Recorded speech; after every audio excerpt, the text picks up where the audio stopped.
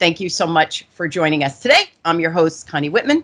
So I hope as you guys listen to the show from week to week that you get the purpose. My purpose of doing the show is to share different perspectives no matter where you are in life and no matter what the change might be that you're navigating through.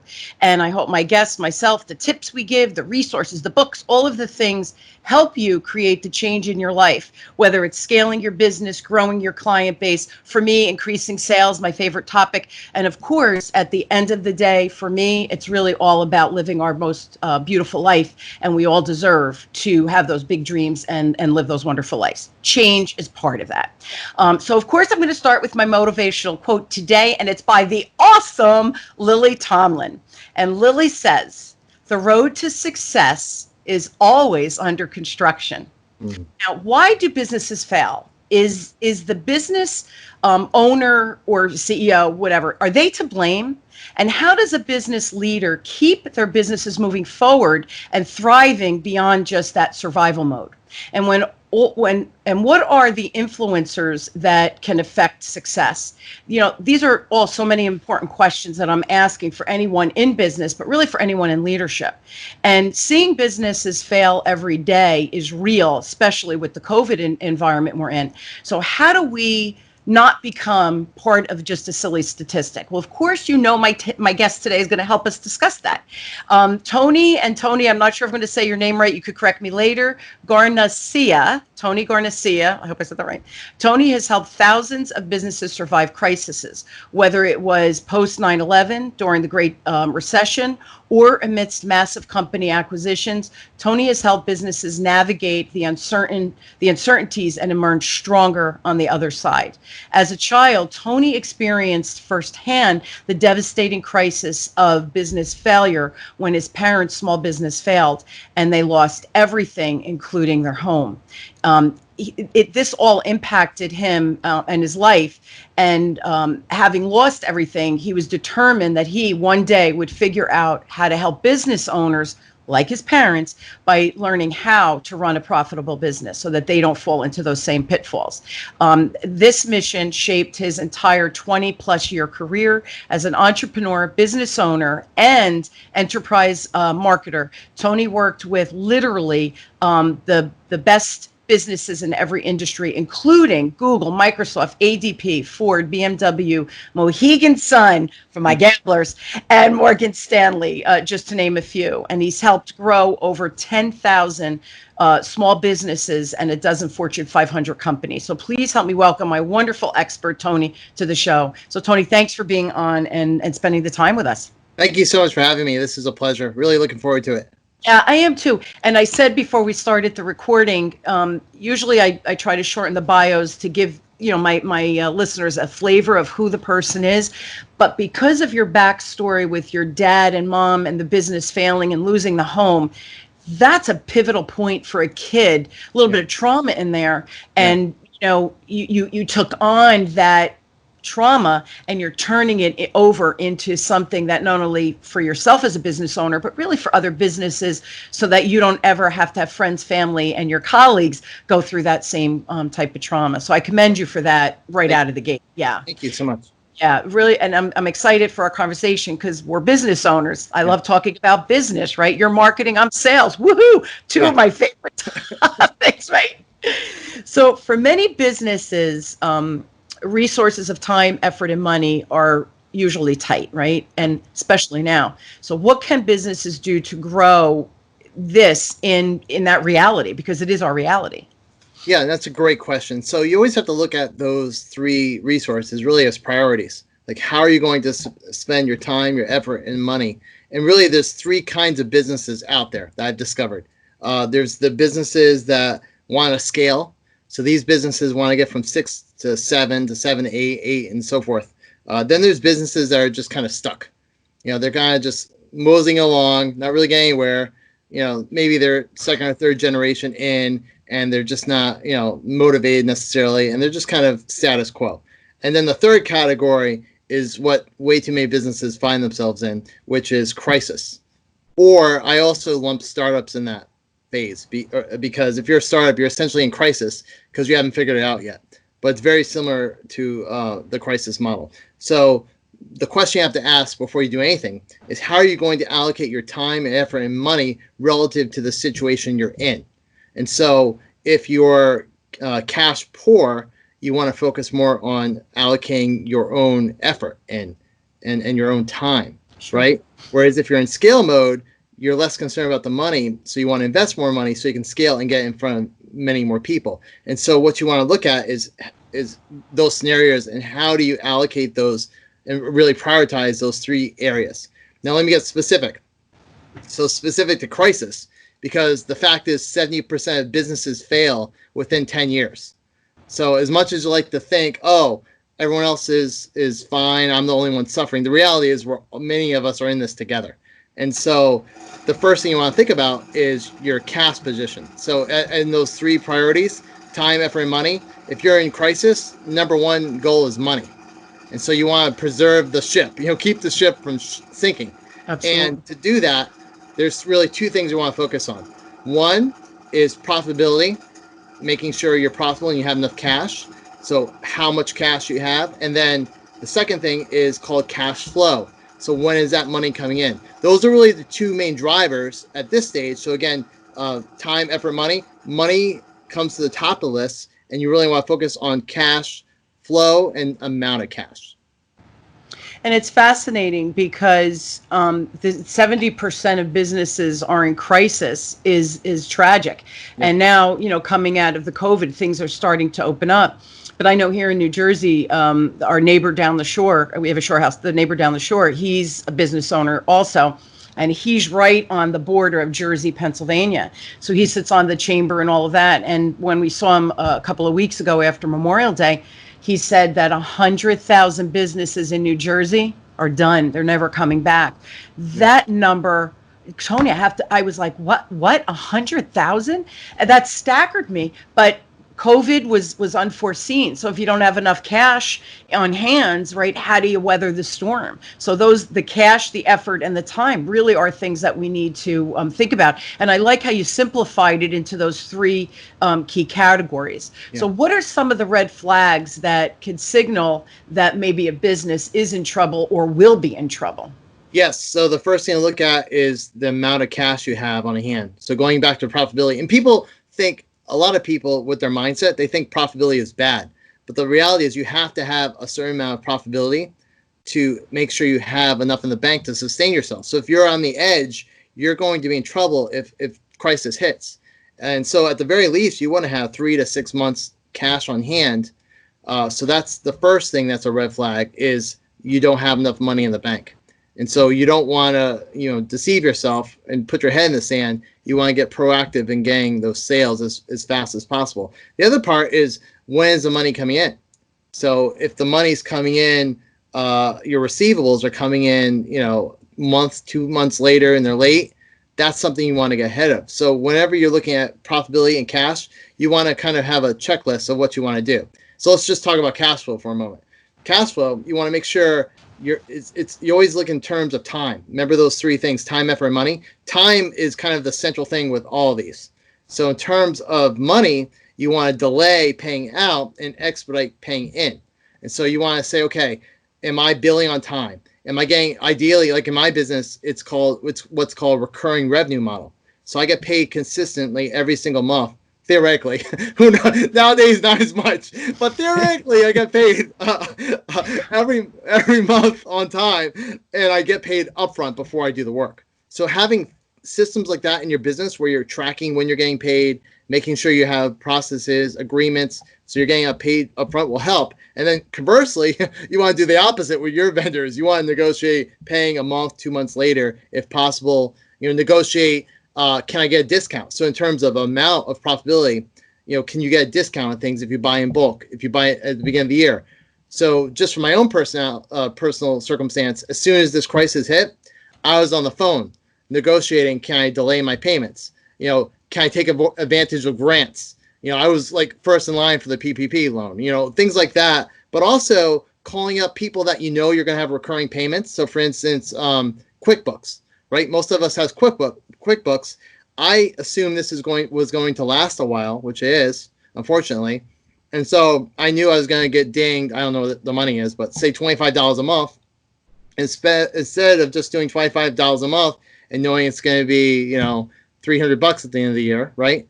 Why not just call and say, hey, can you give me I'm going to pay it all up front. You pay $200. You just save yourself $50. So Sure. little tips like that. I did the same thing with my hosting company, my web hosting company. I called them. I said, look, cash flow is going to be tight for us. Is there any programs you have to help businesses through that? Oh, yes. As a matter of fact, we're cutting our fees down in half for the next 2 months. Wow. How would you know unless you called? That's money you're leaving on the table. It costs you absolutely nothing. It's a 5-minute phone call. It's so funny. I have a friend that her husband was a business owner and financial trouble hit. Now he's building the business up again. Thank God, God bless him. But she would laugh because when the money started dwindling, and I've been in business for 20 years, right? So at the time I was probably in business about 10 years, maybe 12. And I said, get on the phone, call Comcast, you negotiate. You tell them you want whatever the deal is. You call your insurance company, review all of your insurance. You might have coverage that you really don't need. And I went through the list with her and she's like, really? I go, every year I call Comcast. Every year my XM radio. If it's too much, I tell them this is a luxury. I'm happy to walk away with it. What can you do for me? I said, because if you don't call, the bills are going to come in. They're going to take your money. But if you call and negotiate and you ask, what are the specials? You're not asking them to do any big favors for you. What are the specials right now that you're offering? But if you don't make the call, you have no idea. And it could end up being thousands of dollars a year that you're literally leaving on the table. Same thing with cell phone bills. They could be, all of a sudden they're exorbitant. You think, what the heck are we doing? Go back. Are you still paying a fee when you really bought the phone out? Are you still paying for insurance when your phone is 3 years old? Little things like that. We get lazy, right? So we don't look at those overall kinds of payments. Great tip. Also, I have a colleague, Ty Kendrell is his name, and he helps businesses build credit. And he says you want to build credit during the good times and build it on the business, not on your own personal credit, so that you're not liable and all of that if, God forbid, the business, ultimately does fail. And he teaches you how to do that in good times so that, like you're saying, you have your cash flow. What if COVID went on for 9 months and you had 6 months in the bank? At least you have that credit that you can maybe tap into. I don't personally like to use credit for my business. I'm one that likes cash. I don't want to leverage too much. But as a backup, that's a good plan to have. So things like that are that forward thinking. I love that. That's so brilliant. Never thought about that. Like I do it, but I never thought about that until you just said it. I'm like, wow, I do that. I'm pretty smart, Tony. So what are a few of the small changes that any business can make, let's say right now, in addition to everything we just discussed? But where do you see, again, we just did a couple of examples. Are there other examples that people could really help on their cash flow right here, right now? Yeah, well, the other thing you want to do is, just to switch gears slightly, is bring more money in. What a concept, right? And so I hate this word because it's being overused, but if you might have to pivot, right? So what I would do and what I am doing is looking at where is sources of revenue, because it's great to have cash flow, but if it's $20 coming in, that's not really going to solve the problem. So you need to get into sales mode. I'm preaching myself to some extent here, but because none of us are perfect. That's the thing to mention too, is it's okay if you don't have this down. Nobody has it perfect. Some of the greatest entrepreneurs like Richard Branson is struggling with Virgin Airlines. So it's definitely okay, but don't stay where you're at. Like, do something about it. And so to be specific, to get cash flowing, right? I'm calling my past prospects, because the people that are most likely to buy would be past prospects, past buyers. So I'm getting totally off of marketing, but this is really like a sales thing right now. What you want to do is pick up the phone and tell them, hey, we're doing something new. We have this new product. Like, start a conversation and build value with them. Like, try to give them as much value, even if you're doing things for free. So I would focus there. The other thing I would do is say, okay, how do I build community? Because you don't want to lose what you have. So now is the time to be connecting with your existing clients, talking with them, building a Facebook group, going on Zoom calls. So one of the things I'm starting is called the Results Club. And so Results Club is where anyone can join it. But for my clients, I'm giving it to them for free. and they get access to me to ask any questions they have where they might be stuck in situations like profitability and cash. It could be in marketing, it could be in sales, anything at all. They can jump on the call in a group environment and ask questions. And so I'm doing that to build community. I love it. And we met actually during COVID. Tony and I met on the JV Challenge. Yeah. So exactly pivoted. I know it's overused, but we pivoted. And what we started doing is searching online for what resources do what. For me, it was what skill did I need to build, because, I'm 58. I'm going to be 59 in a few months, and technology does not come easy to me. So I thought you got to roll up the sleeves, get online, take classes, get on these challenges, force yourself to do what needs to be done, figure it out, right? So that's how you and I met on that JV challenge. The other thing is you're meeting like-minded people by doing what Tony's recommended. And all of a sudden, now you're with like-minded people, and I'll say to Tony, hey, you know what? We should do that. Or Tony, you need to meet this person, or you need to meet that person. Yeah. And all of a sudden your community is growing through helping each other. Yeah. It's not like, Tony, I want business from you. It was, hey, Tone, you need to talk to so-and-so. And Tony said, Connie, you know who you need to meet? And all of a sudden we're sharing our own network, so that, I always say this, the tide rises together. Not that I could help Tony directly because maybe I didn't need his services and maybe he didn't need mine,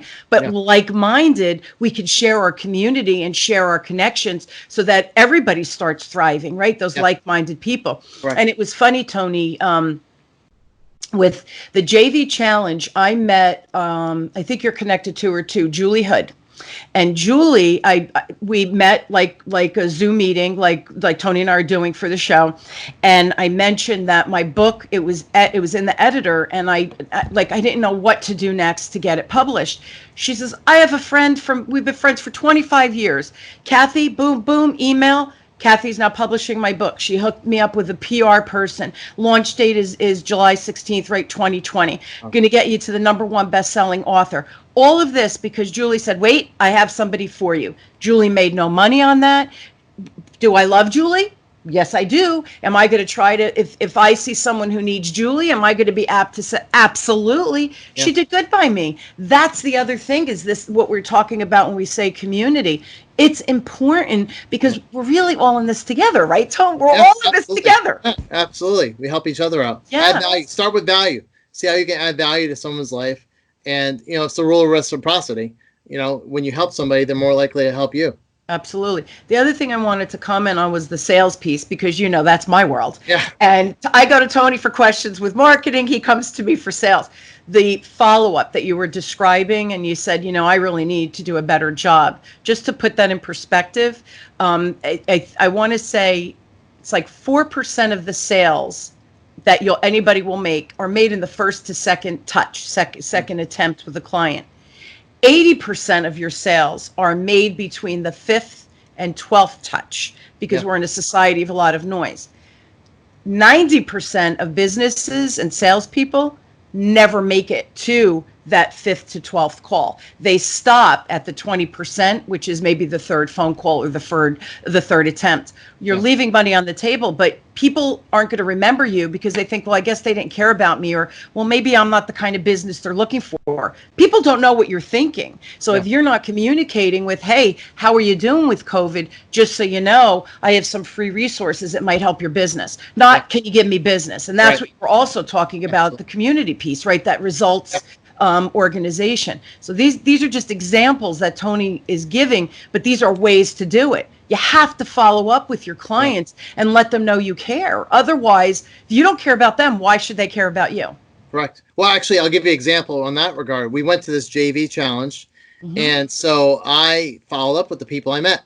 I just did another one a week ago, and people are responding back to me and saying, wow, I can't believe someone followed up. Like, even in that case, doing it once, like, forget about the 7 or 8.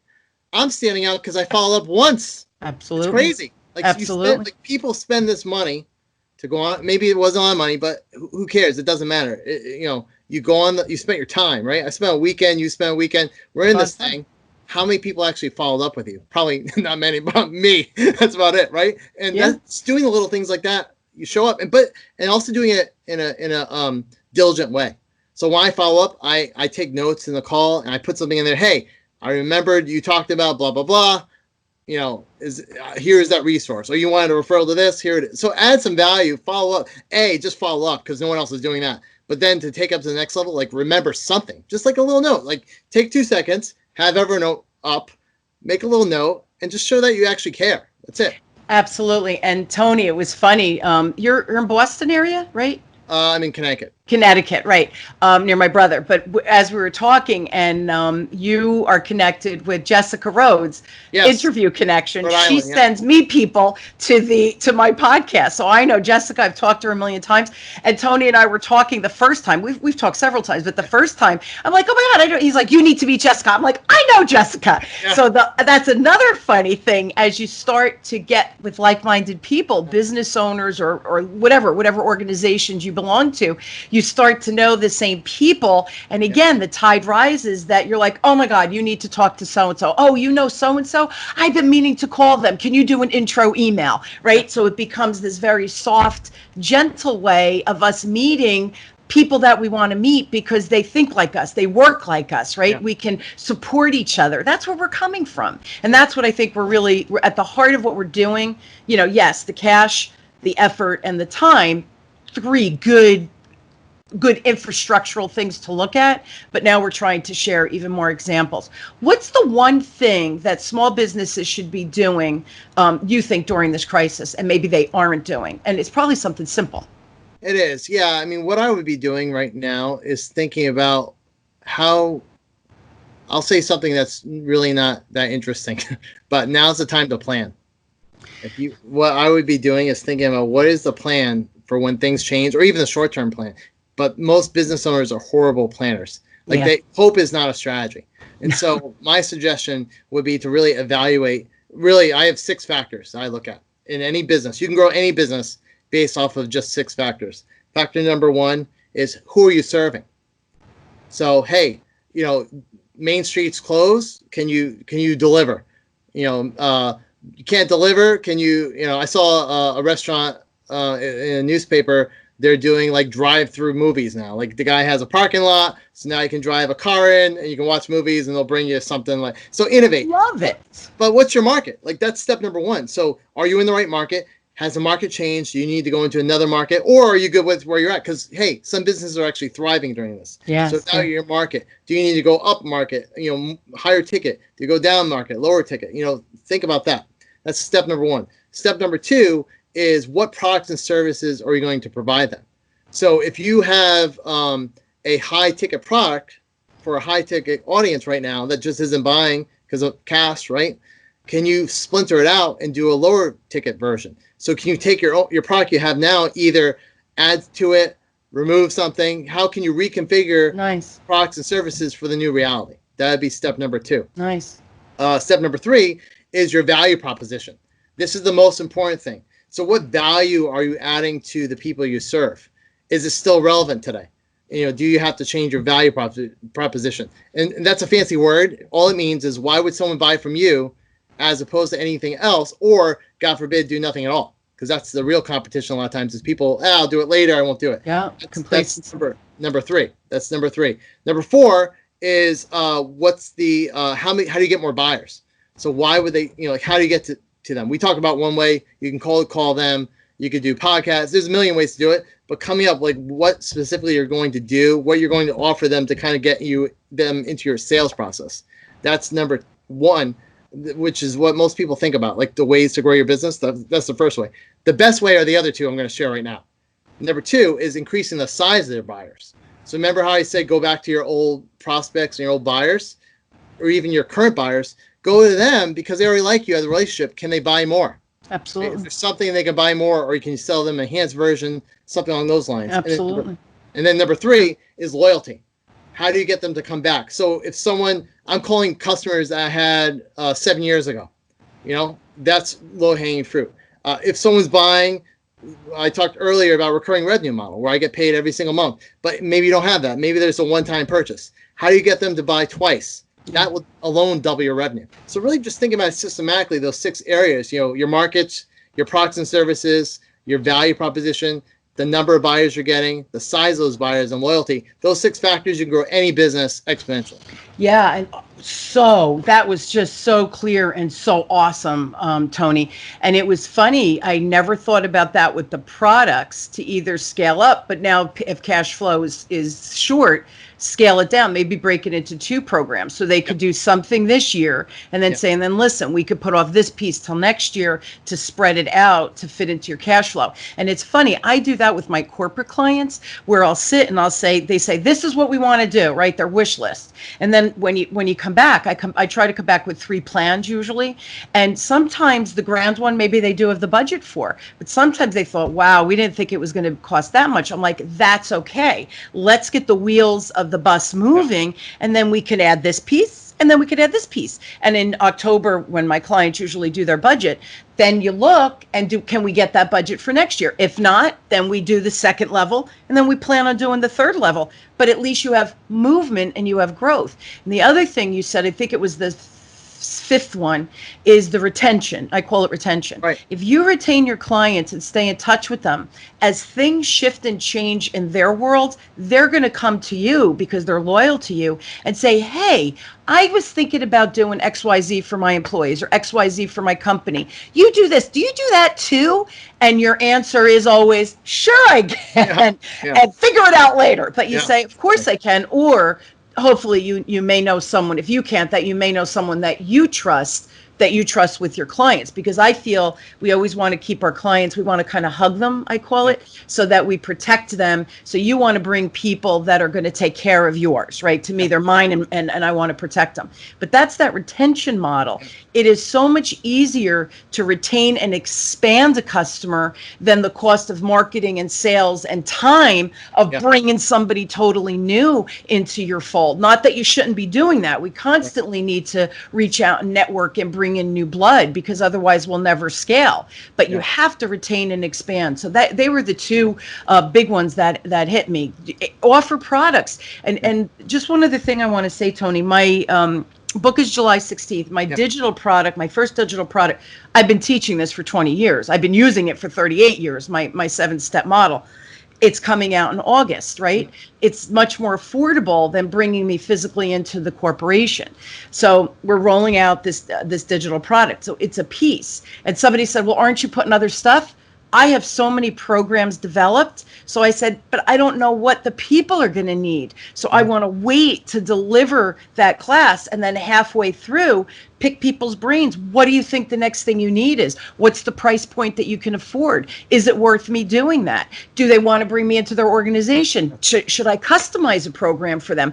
I don't know. So I'm not going to start creating what I think. It doesn't matter what I think. It's what the needs of I'm here to serve, right? So what are my customers' needs? That's what you create. So sometimes you're creating things on the fly as your customers come to you and ask. So that was kind of that product piece. Did I understand that right? Absolutely, yeah. And one tip, actually, you mentioned corporate clients. One trick that a lot of people don't realize is that if you have a corporate client and you get paid up front and you offer them, say, a 10% discount, a lot of corporations have a rule where they have to accept that. So that's a huge cash flow tip. So they are required in their buying process to accept those size discounts, and they're forced to pay up front. So that's a great way to get paid by corporations that most people don't think about. Yeah, and my clients are so good to me. They always pay on time. I'm just so blessed in so many ways. But you have that in your contracts as well. And then there's fees. If they don't pay on time, I have to charge them fees. Just like, they're getting paid, you have to pay me. So you want to make sure that a lawyer looks at that and makes sure everything is set up properly for payments. Now, what if your business is totally work from home? What tips can you offer for those types of businesses that are maybe making a transition, either that they were maybe giving up their office space and they're going to do a home office? What are some tips you can give with that? Yeah, it's a great question. So I was in that position myself. So I had a physical office in Rhode Island, which ironically, I didn't know Jessica. Even though we're both in Rhode Island, I didn't know her until much later. So anyway, I had an office in East Greenwich, Rhode Island, and I decided to close it because honestly, it was a drag. Because I live in Connecticut, I got sick and tired of driving there. It's honest truth. But also, I saved a lot of money. So I said, okay, let's move and start working remotely. So thankfully, I was well ahead of all this, what people are going through now. But it's really about communication. So if you are trying to work and you have employees, you want to increase your communication. So we have daily calls in the morning. I'm calling them in the afternoon. So just more touch points during the day is very helpful. Having a really good project management system, so you track what you're doing, when you're doing it, when's it going to be done. Actually, I have a whole blog post on this I can give you for the show notes. But essentially, those are two of the main things you want to do: is have calls, increase your communication. Do more Zoom. Zoom is great. Try not to do it over the phone, because if you're just talking to people through a text or a phone, you may not get the nuance through, and so people could be easily offended. So the more you can be face-to-face, although we're all getting sick of Zoom or Skype or whatever, it's a great tool. So don't neglect your team, doing that. You still want to go through the same processes. So if you have quarterly reviews, which you should be doing with your employees, then I would probably try to do that in person anyway. So there's certain things, even though you're remote, you still want to do in-person meetings as much as you can. Now, I haven't been, because we're in transition in so many areas, and we're not allowed, like Rhode Island and our whole area is very, we're still on lockdown. Yeah. We're still on lockdown. But aside from that, I would be doing it, so do the medical and think of their needs first. So health comes first, obviously. But aside from that, if you can, try to meet out in person. Yeah, even if it's for a cup of coffee or have lunch together and discuss the business, do a quarterly review, how things going, what do you need from me? This is what I need from you. Communication is critical. And when Tony said a morning and an afternoon call, that doesn't mean be a micromanager. No. It means touching base. Hey, we talked about that this morning. Were you able to get that through? Do you need me to do the follow-up? Are they ignoring you? It's really about supporting each other, not micromanaging, correct? Correct. Yeah. Absolutely. Yeah, micromanaging is icky. Yeah, you should be serving almost like you serve your clients. The way I look at it, I'm serving my employees. That's absolutely. So you want to help them. Are you stuck in anything? What can I do to assist you? Do you have questions? Can you teach them, mentor them, etc.? Absolutely. And we should be teaching and mentoring and coaching every day, not even just like those quarterly conversations every day. Otherwise, why should people show up for us if we don't take the time to show up for them and help them grow their skills, right? And reverse, learn from them, because, like the kids, I'm really sounding old. I know I shouldn't say that, but the younger people coming into the workforce now, technology is so second nature to them, so that when I have technical issues or a technical question, I'll reach out to them and say, hey, listen, I met you. Can you help me? I don't know what to do. And they're like, yeah, like, oh, you're missing the most important point. Well, I don't know that because I'm not techie, because I didn't grow up with technology like the younger, the generation coming into work now. Yeah. We're out of time, but I want you to answer one more question. Sure. What are some quick ways that a business can turn adversity into opportunity? Because I think opportunity is everywhere. Yeah, absolutely. So I think what you want to do is I told you kind of the tactics, but I think the importance is to take small steps. So one of the lessons I learned from my mother, because she actually went through a pandemic years ago. So back in the late 30s, there was polio. And unfortunately, my mother contracted polio when she was only 9 months old, couldn't walk until she was 14. So she was literally quarantined in a hospital for most of her childhood, couldn't see her family, couldn't, hug or kiss mom or dad. I mean, it's really, and she had two sisters, and so it was a difficult situation for her. Ventilators, they had ventilators back then, they call them iron lungs. So, as I've grown and went through challenges, I asked, how in the world did you survive this? Like, how did you? I'm still marveling even now, because this is like, as difficult as it is right now, it wasn't what she went through. Absolutely. At least for most of us. A lot of us have horrible times they're going through, but that was a very dark personal period. Story. I understand what you're saying. Right. And so I asked her, I said, well, how did you get through this? And that was actually the inspiration behind my book, the book I have coming out. It's called Small Steps to Grow Profits. The reason why is the small steps, because that's how she learned to walk. So she went from literally not walking. She had in her mind, I want to wear high heels someday. And so she, they would train her. They would have her doing pottery and stuff to work on her muscles, her nerve system and all that. And each day she learned to walk a little bit more and more. By the time she was 14, she was able to take those steps. So that would be my answer. You got to learn to take small steps, but don't stop there. That sounds great, Tony. What are small steps? Well, there's really three things.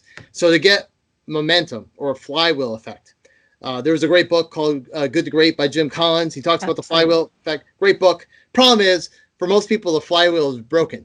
So how do you actually build the momentum? Because it sounds great in theory. How do you do it? Well, what I discovered is really three things. Number one, know what to do. So this goes back to what I said before about strategy. What should a business be doing now? Yeah. They should be building a strategy, because most people go right into the how. How do I do SEO? How do I do cold calls? How do I do, without first thinking about like what do they want to do and why do they want to objectives. Yeah. Objectives, exactly. So you want to start with what you need to do. Then the next step is to say, okay, how do I do that? Now that I know what I want to do, how do I actually execute that? So, you have to have a plan. You have to have a plan. And then the third step is go figure. Do it. Like take action. Like a lot of people, I know what to do and how to do it. I'm just going to sit down on this knowledge I spent $20,000 on and not do anything. Crazy. So, know what to do, know how to do it, and then actually do it. That's my advice. I love it. I love it. So when is your book coming out? It's coming out in August. Yay! So that's soon. So guys, and the name of it again is Small Steps to Grow Profits. And by the way, that's Tony's website. Yes. Small Steps Grow Profits. Right. Plural, correct? Yes. You can actually get a preview of the book. So I took some of the best stuff out of the book and put it into a manifesto. Oh, I love it. You go to the website, you can download it, or you can just go smallstepsmanifesto.com. It's got my mother's story, my story, and some of the stories in more detail. Oh, Tony, I love it. Thank you for sharing that. I love your mother, and I have never met her. That is, wow, talk about inspiring. And that was great that you had her as a mom, right? Yeah. And now your business, right? The website is Small Steps Grow Profits. Plural.com. I love it. And she's the inspiration behind it. You're a good son, I tell you. You're a good son. Hey guys, if you have questions specific for Tony, please reach out to him. His email is tony@meettonyg.com. And I love your Meet Tony G. You don't have to say my last name. It is a little hard, and I'm Italian, and I had a hard time with it. So go figure, right? So check it out again. Small Steps Grow Profits.com. Check out the book, check out the manifesto. Please buy it in August for him. Put me on your launch team, Tone. I am so cool with shouting it out to my peeps as well, because I love you. I think your marketing plan and how you think, it's logical, like you see it. Let me give them 3 tips, 3 steps. People need things broken down into pieces, not just what the theory is, but then what do I actually need to get in and do? So thank you for sharing that with my listeners. I really do appreciate it. You guys, so check out his book in August. Nice thing to buy, read on the beach. Just saying. Good idea, Connie. And please go to my website at whitmanassociates.com/CSA for your communication style assessment. Tony took it. Tony was innovative organizer. What were your highest? Oh gosh, I'm trying. Innovative organizer. Organizer. Yeah. It's my second highest. I'm a stimulating motivator. Your stimulating motivator had to be high too, because you have high energy. Like 2. Yeah. I think we're reversed. So, see, aren't you interested in what we're talking about? Go take your communication style assessment. Cool thing is, you do get a little short report. Tells you what your superpowers are, also gives you an insight into what your blind spots are. We really do need to be aware of our blind spots. Otherwise, you're damaging yourself, and you're damaging that movement forward that Tony was talking about today. So it's whitmanassociates.com/CSA. Check it out. Get your report.